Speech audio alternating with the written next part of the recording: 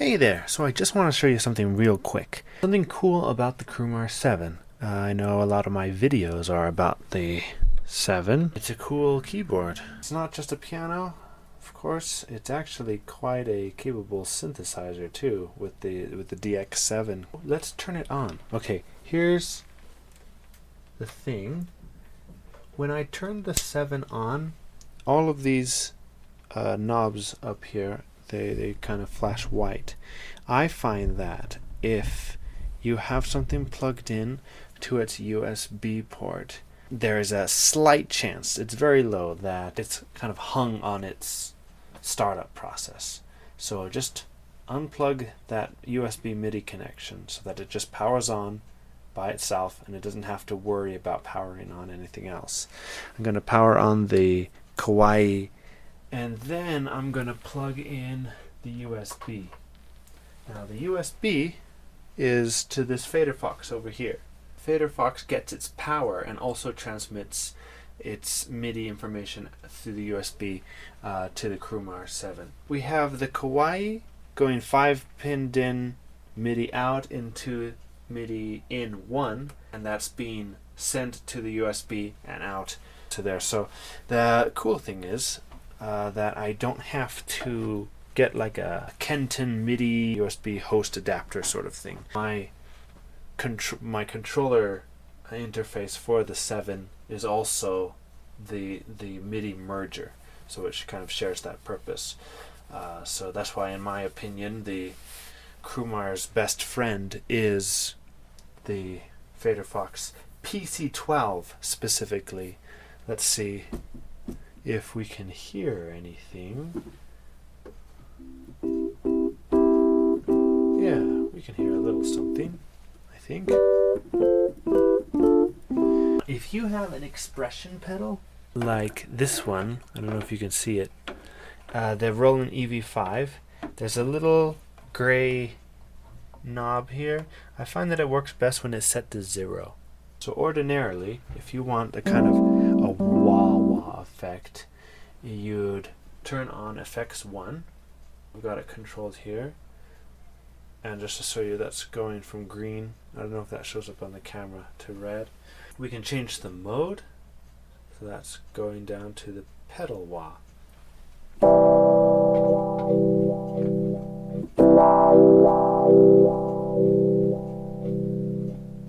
And that's pretty much all that you'd use the expression pedal for. But there are other uses for it.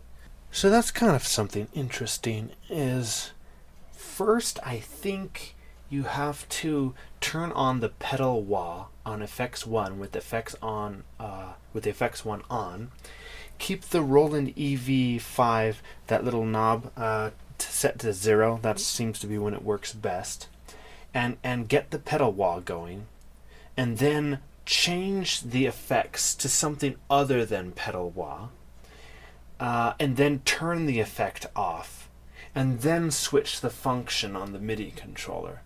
That way it will recognize, the Crumar 7 will recognize that you have the expression pedal, but then it'll link it to the pedal wah, but then it'll also be unlinked after you turn that effect off, so that the expression pedal can now control something other than the pedal wah. And there's a few different choices we have for that. There is volume, is choice number 0. Here's 0.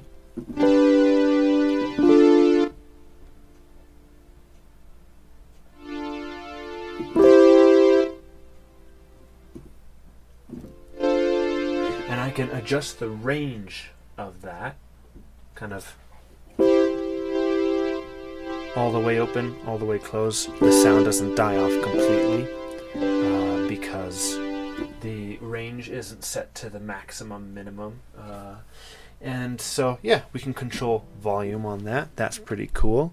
Let's change that function.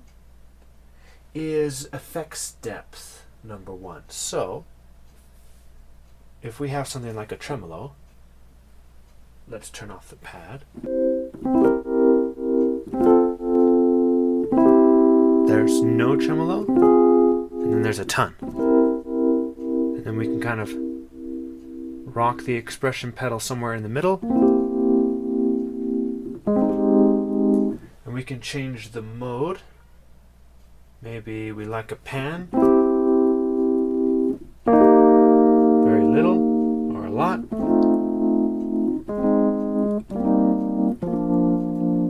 Now when I put the expression pedal down, that's when the effect is to its minimum. So it's kind of backwards. So let's see if we switch the range of the minimum to the other way around.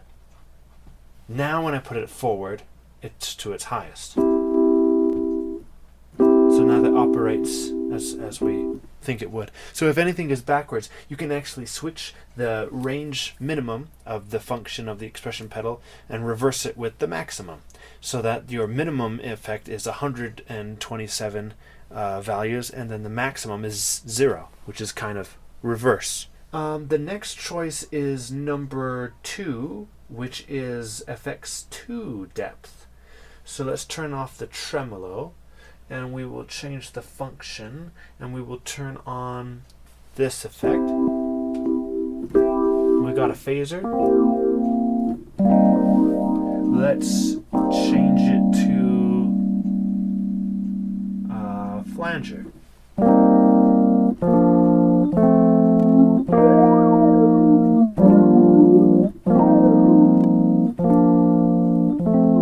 Now the Crumar 7 does not like quick changes. There's kind of artifacts, there's clips, there's kind of little fuzzes, artifacts that get into the sound if you start twiddling all these knobs or just doing one knob very fast. It kind of doesn't like it when you do that while you play sound. So you kind of have to set something and then play. Stop playing to set something. You could get away with a slow change maybe. Beware that you can't go crazy on this. Kind of not its intended purpose, which is kind of bothersome, but other than that, I kind of like the whole design philosophy of this instrument. Let's set this to a delay. So watch what we can do here. No delay. And then as soon as I hit the last chord, I'll push the expression pedal up.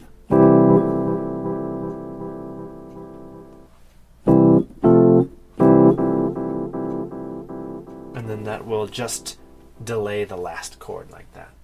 So that's pretty cool. The next choice, number 3, is effects 1 and 2 depth. So that could be cool. Now we're controlling both effects.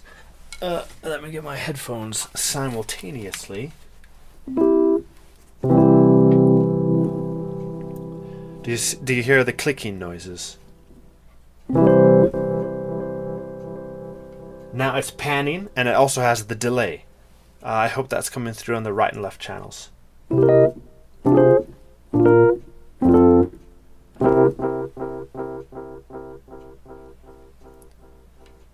When we press these buttons, it switches from depth to rate. So those are the next functions of the expression pedal.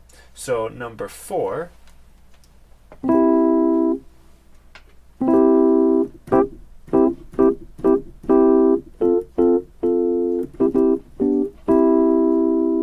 Depth a little.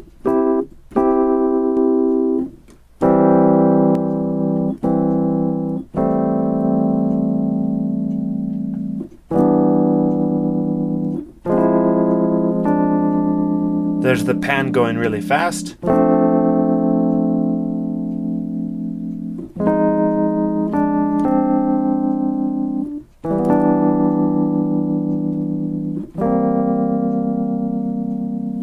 And the next function for the pedal for effects 2, which for delay, that might be really cool. So we'll put up the depth on effects 2 a little more than that, so we can hear the effect more profoundly. Ah, that's better. So when I move the expression pedal, the timing of the delay, the rate,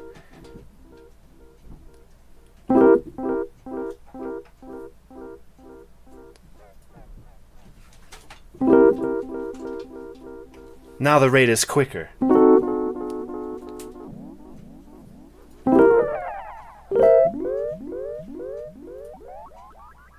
moving the expression pedal, get all those strange delay effects. Then the next choice is doing those two things together.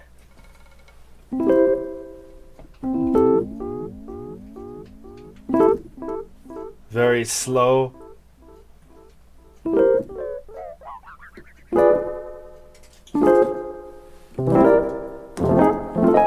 Very quick.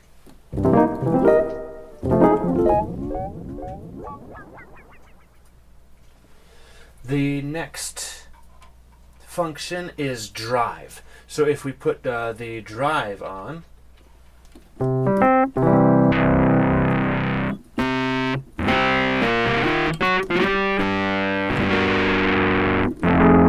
can back that off nicely with the expression pedal.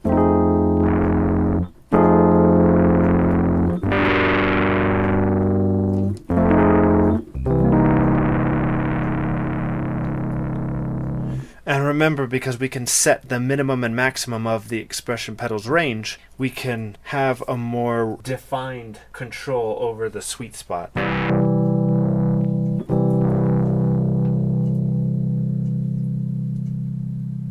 So if that's too much, we can put the... So this is all the way on.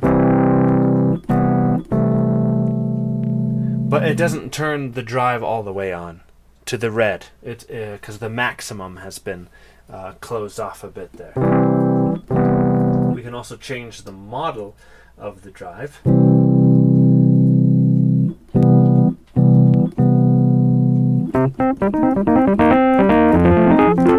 As well as every other aspect of the Crumar 7 with this controller. And then, what I really wanted to get to was the pad. And for the pad, we're going to switch to the clav.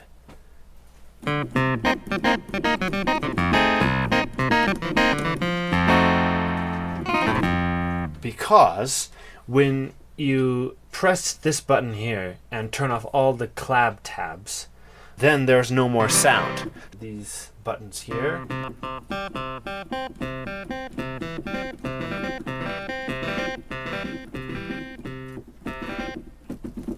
So now each 6 pickup clav is turned off, which means that if we turn on the pad, we have a sound that is none of these, but just the pad. So this is the pad on its own if you wanted to hear what that sounded like.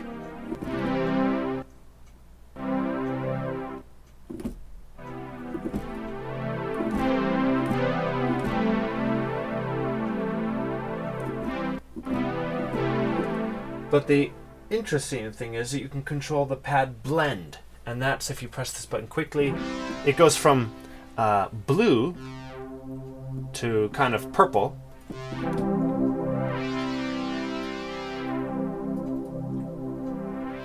It's like a filter sweep.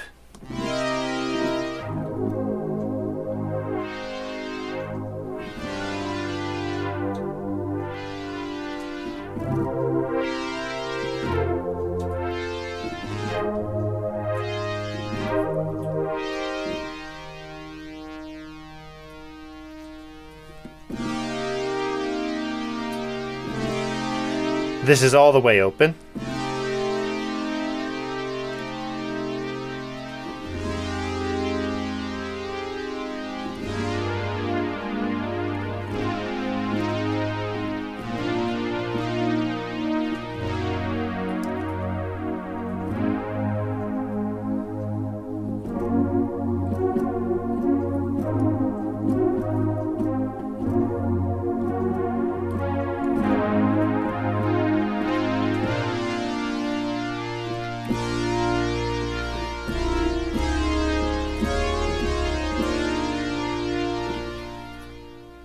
That's kind of a neat little string machine.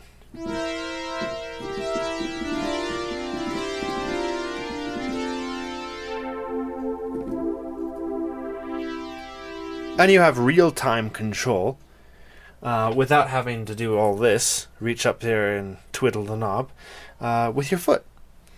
Or you can just do the same thing as twiddling this one over here. Now, the increments that you can get by turning this You have to turn a lot to get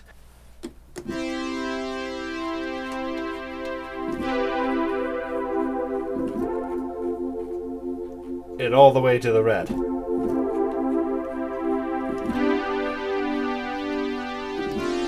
I mean, you can do it, and it's nice that these are endless encoders, but it's really nice when you just have a maximum and minimum on these knobs here. You know that when it stops, when you turn it to counterclockwise, you're to 0 for sure.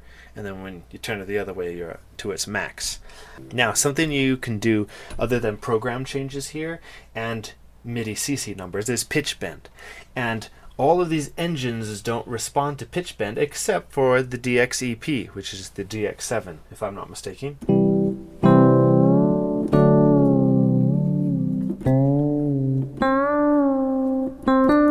Kind of a whole step bit pitch bend.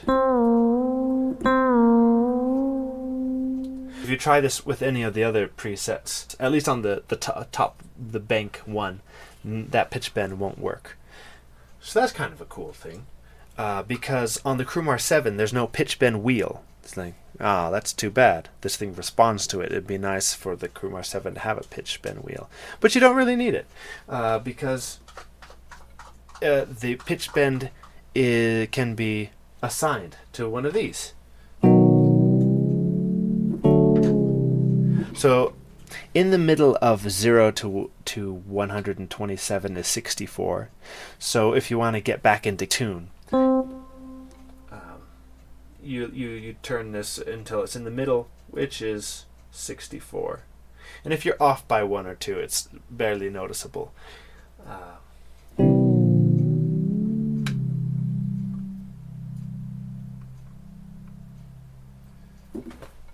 So that's cool. That's all I wanted to cover today. Bye.